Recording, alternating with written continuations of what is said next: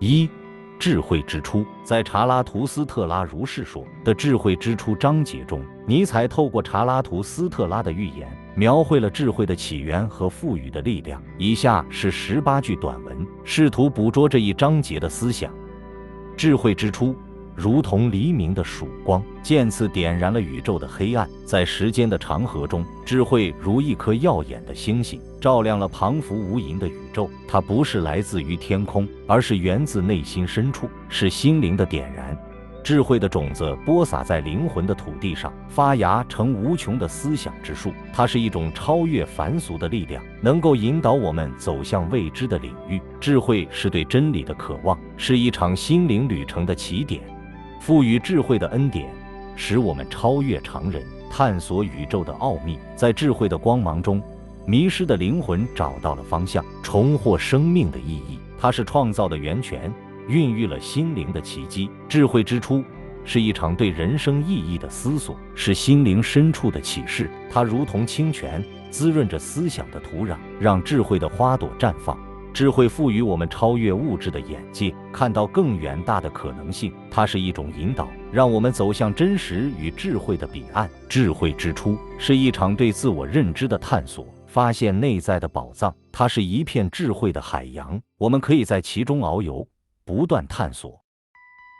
智慧如同启发的火焰，燃烧着心灵的渴望。它是一种超越时间的存在，连接过去、现在和未来的思维之轮。智慧之初是寻找真理之旅的起点，是心灵成长的永恒动力。在查拉图斯特拉如是说的在树下章节中，尼采透过查拉图斯特拉的预言，探讨了在大自然中的冥想和思考。以下是18句短文，试图捕捉这一章节的思想。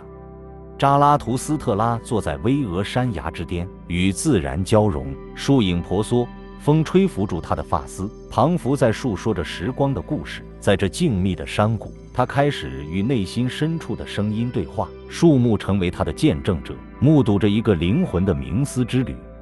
漫步于山川之间，扎拉图斯特拉的思绪如同潺潺的山泉，清澈而深邃。树下的沉思是对自然与人生的深沉体悟，他的心灵在树的阴影中得到净化，如同一场心灵的革新。树叶在微风中轻轻摇曳，庞福为他演奏着一曲无言的乐章。在山川的映衬下，他的思考变得深沉而哲学。树下的寂寥成为他探索灵魂深处的引导者。扎拉图斯特拉的眼神注视着远方，似乎在寻找着一种不可言喻的真理。树的根深深扎根于大地，如同他对内心的坚定信仰。在树下，他感悟到生命的循环，思考出存在的意义。树影投射在他的身上，庞福是大自然给予的祝福。在树的阴影中，他找到了与宇宙共振的契机。树下的寂静被他转化为一种心灵的宁静。他在树的阴翳中找到了一种超越言语的灵感，寻找着人生的真谛。在树下，扎拉图斯特拉让心灵飞翔，如同树梢上的飞鸟，自由而高远。在查拉图斯特拉如是说的孤独的激情章节中，尼采透过查拉图斯特拉的预言，描述了个体心灵的3次转变。孤独的激情如同黎明前的寂静，充满着对未知的渴望。他的心灵经历了3次变化，如同蜕变的蝴蝶，展翅向未来。初次转变，个体化为骆驼，扛起重担，踏上无尽的旅途。孤独的激情在他身上燃烧，让他超越现实，寻找生命的真谛。第1次变化象征住个体在世俗中的努力和坚持，为的是寻找更高的价值。沉思中的他如同经过沙漠的骆驼，心灵在历经荒凉后获得新的生机。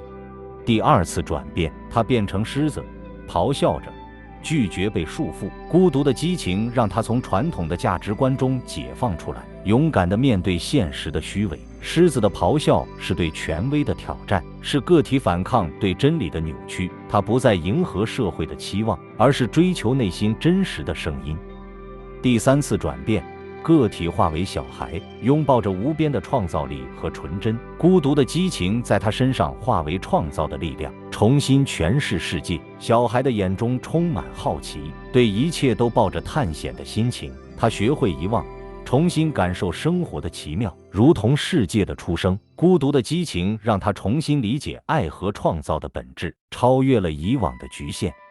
3次转变的个体经历了心灵的洗礼，如同激流中的水滴，了然一心。孤独的激情并非寂寞，而是一种寻找真理的坚持，是心灵的启示。查拉图斯特拉告诉我们，孤独的激情让个体不断超越自己，追求更高层次的存在。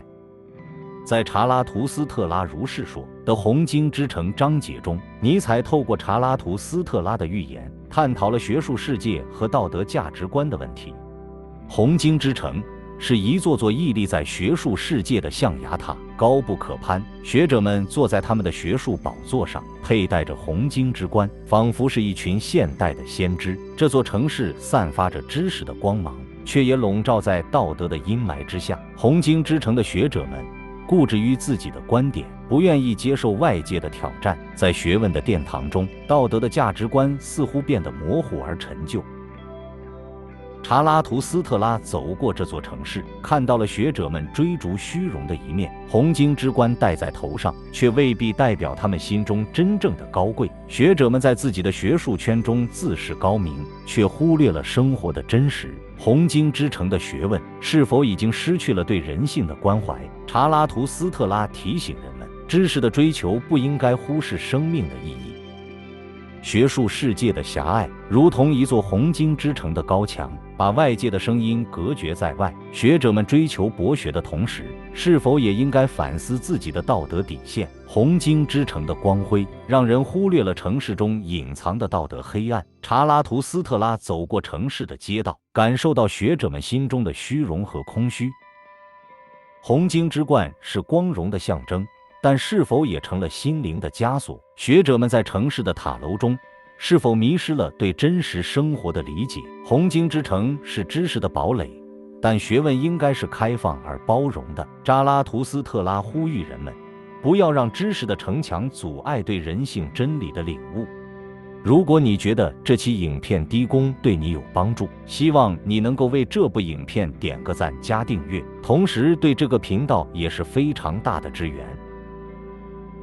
在查拉图斯特拉如是说的无根的人章节中，尼采透过查拉图斯特拉的预言，探讨了那些超越传统价值观的人，即所谓的无根的人。本片分2段，如果你还想了解更多关于哲学箴言的内容，欢迎订阅我的频道，我们下次再见，拜拜。